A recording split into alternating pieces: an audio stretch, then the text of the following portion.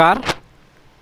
Bank of Maharashtra की recruitment की सूचना लेकर आपके सामने इस वीडियो में हाजिर हूँ मैं।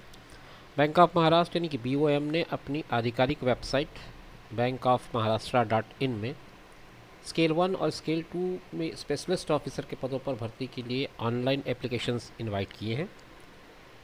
जो इंटरेस्टेड कैंडिडेट्स हैं, योग्य और इच्छुक उम्मीदवार हैं, वो BMO भर्ती 2021 के लिए 1 सितंबर से 19 सितंबर तक ऑनलाइन आवेदन कर सकते हैं। इस समय अवधि में ये जो पोर्टल है वो खुला रहेगा आपके ऑनलाइन एप्लीकेशन के लिए। इसकी मोटी मोटी बातें आइए सिलसिलेवार जान लेते हैं। इस विज्ञापन में कुल मिलाकर जो पदों की संख्या आई है वो 190 है।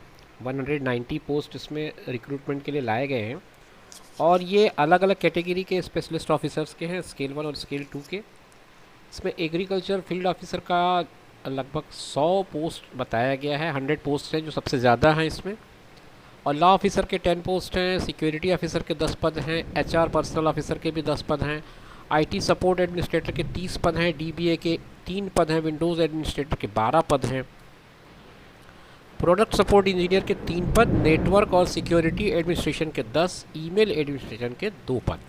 इस तरह से अगर पदों की संख्या को टोटल जोड़ लें तो 190 पद होते हैं, और इस पूरे 190 पदों के लिए ऑनलाइन एप्लीकेशन इनवाइट किया गया है BOM की तरफ से।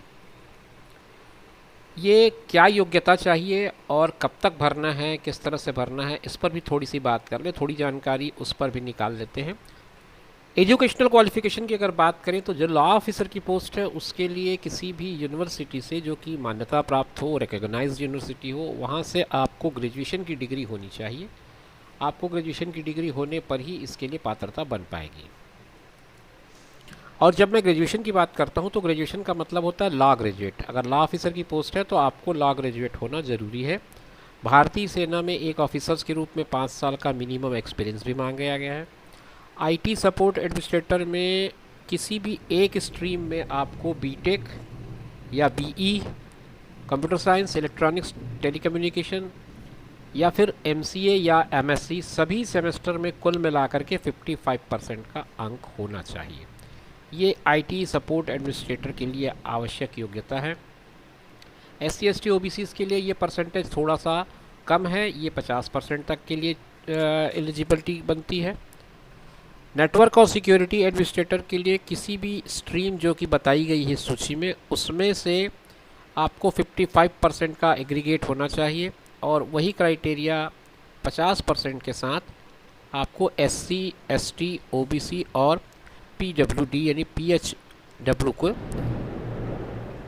पूरा करने के लिए काफ़ी होगा।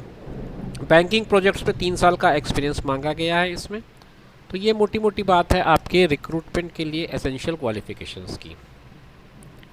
अब फीस और इम्पोर्टेंट डेट्स को भी समझ लेते हैं।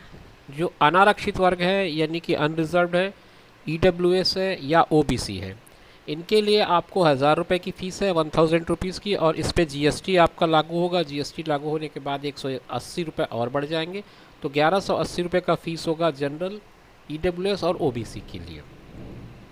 अनुसूचित जाति जनजाति के लिए ये कम हो जा रही है फ़ीस, 100 रुपये और 18 रुपये GST मिला करके 118 रुपये हो जाएगा। अब हम आते हैं इम्पोर्टेंट डेट्स की, जो हमने पहले ही बताई थी। एक बार फिर से आपको रिकैप करा दूं मैं। 1 सितंबर से ये पोर्टल खुल चुका है और 19 सितंबर तक ये एक्टिव रहेगा। इसके पहले आपको अपना आवेदन ऑनलाइन सबमिट कर देना है, तो आप अपनी किस्मत आजमा सकते हैं इन पदों के लिए। अगर आपके पास निर्धारित योग्यता है तो ज़रूर आवेदन करें। मिलेंगे नेक्स्ट वीडियो में, तब तक के लिए टेक केयर, बाय बाय।